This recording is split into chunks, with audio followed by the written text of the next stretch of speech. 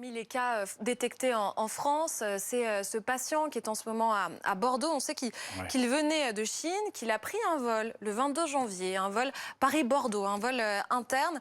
Est-ce qu'on sait si le personnel navigant, ceux qui étaient dans ce vol-là, et pas seulement, hein, évidemment, on pense à toutes les personnes à bord de l'avion, ont été contrôlées? Est-ce qu'elles sont encore suivies, ces personnes? Automatiquement. Air France a pris en considération la problématique de ce virus dès le début, dès les premières alertes de l'OMS.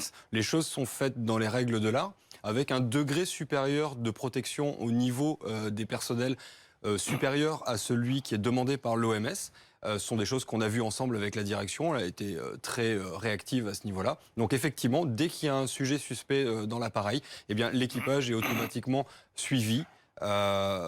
C'est fait très naturellement par les services Ça veut compétents. dire quoi, suivi? Et concrètement, Le questionnaire, on les informe très clairement du type de symptômes qui pourraient se déclarer, avec la procédure édictée par le ministère de la Santé, la prise de contact au SAMU, le questionnaire du SAMU. Ensuite, on a eu quelques cas de PNC qui se sont déclarés malades avec un ou plusieurs symptômes, qui ont eu l'occasion de contacter le SAMU.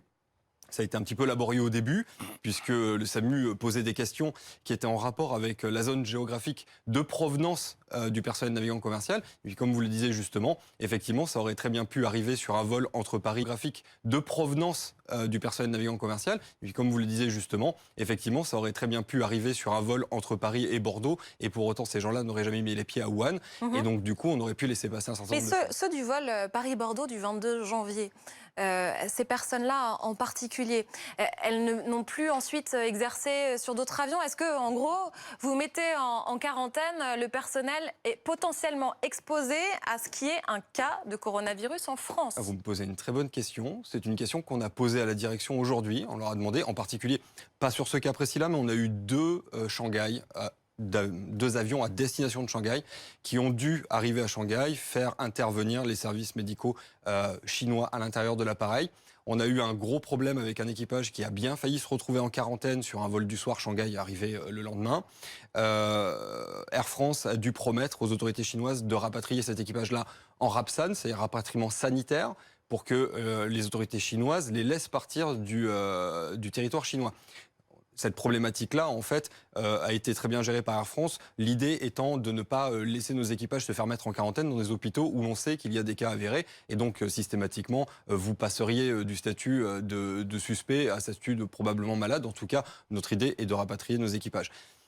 Pour autant, une fois arrivés en France, ils ont été sous contrôle médical, du contrôle médical de la médecine du travail, plus le contrôle médical des hôpitaux de Paris, etc., mais renvoyés chez eux. Et donc ça nous a posé un problème. Ça nous a posé un problème aussi parce que ces équipages-là sont réengagés, on appelle ça, dans les 5 jours. Disons qu'ils ont leur jour de repos réglementaire et ils sont susceptibles de revenir prendre un vol après cela.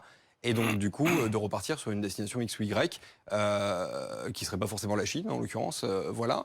Là, quand j'entends ça, si je prends l'avion demain, pour moi, c'est panique à bord. Je vais regarder tout le personnel navigant en me demandant et si lui n'était pas porteur les mesures prises aujourd'hui pour limiter la propagation de cette épidémie, il y a celle qui a été prise par Air France jusqu'au 9 février, c'est-à-dire jusqu'aux 10 prochains jours. Tous les vols réguliers assurés par Air France à destination et en provenance de Chine continentale sont suspendus en raison de l'épidémie de coronavirus. Plus aucun vol, alors vous nous le confirmez? Sur la Chine continentale. Sur la Chine continentale. Alors, 2 vols sont partis aujourd'hui. C'est les 2 derniers vols commerciaux avant la fermeture. 2 vols spéciaux partiront demain. L'idée pour Air France étant en rapport avec les informations que l'on a de la Chine. Parce que nous, on garde des liens étroits avec la Chine. On a énormément de personnel là-bas sur place.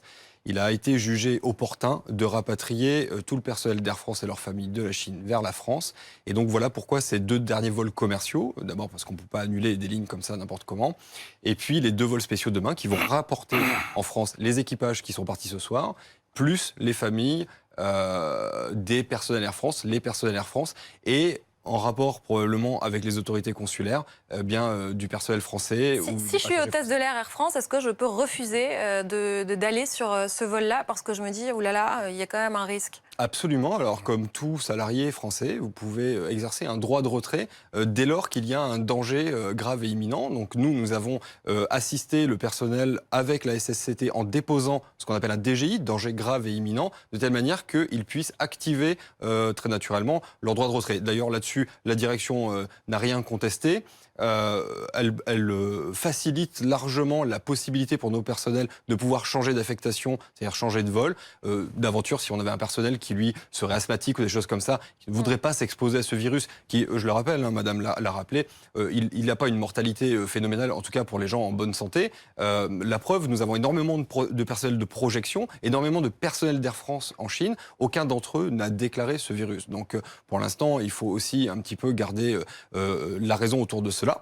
Est-ce que vous envisagez de porter des masques ou pas? Parce que vous êtes aussi, je vois bien que vous essayez de raison garder, mais vous pouvez être aussi vecteur de propagation du virus, ou ça peut aussi rassurer peut-être les voyageurs de vous voir avec des masques. Je ne sais pas, il y a plusieurs raisons. Nous, les passagers qu'on transporte de ces destinations-là portent tous un masque. Donc ils ne comprendraient pas pourquoi on n'en porterait pas. D'ailleurs, on a eu ce cas de figure dès le début, quand les choses avaient un petit peu de mal à se mettre en place. Donc on a eu des passagers qui nous ont fait la remarque que nous ne portions pas de masque. Et donc c'est normal aussi, puisque une grosse partie de notre travail, c'est la sécurité et la sûreté de nos passagers. Mais une autre partie, c'est aussi de l'hôtellerie à bord de ces avions-là. Donc évidemment, on manipule un certain nombre de choses à destination des passagers. Donc il est normal que les passagers aient cette demande-là.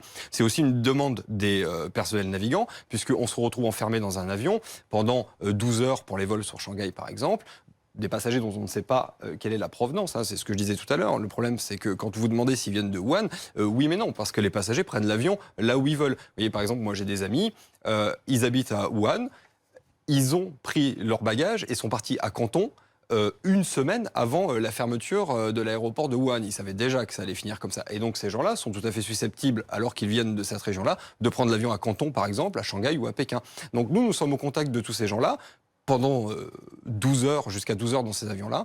Et donc, on a du personnel navigant qui souhaite s'équiper pour se protéger, pour ne pas ramener une maladie à la maison. Alors, eux sont des gens en très bonne santé, qui sont très bien suivis par Air France par ailleurs, mais à la maison, on a des enfants en bas âge, on a des parents, des grands-parents qui seront peut-être un petit peu plus faibles que nous et moins susceptibles de supporter l'agression de ce virus. Donc oui, la direction a autorisé très naturellement les personnels navigants à porter masques et gants sur tout le réseau d'Air France, par ailleurs. D'accord. Voilà.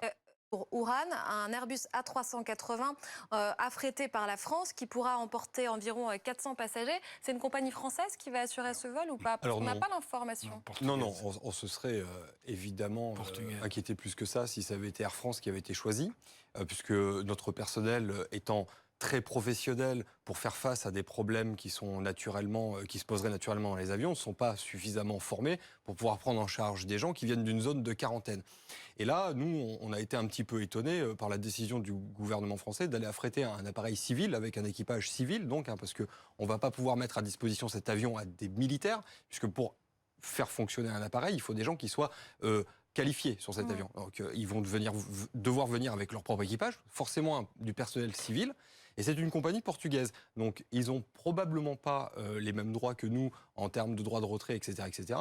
Et nous, on s'inquiète parce que ce sont des collègues comme nous. Est-ce qu'ils vont être informés de la mission qui est la leur, etc. On ne sait pas. Merci beaucoup d'avoir été avec nous ce soir, Raphaël.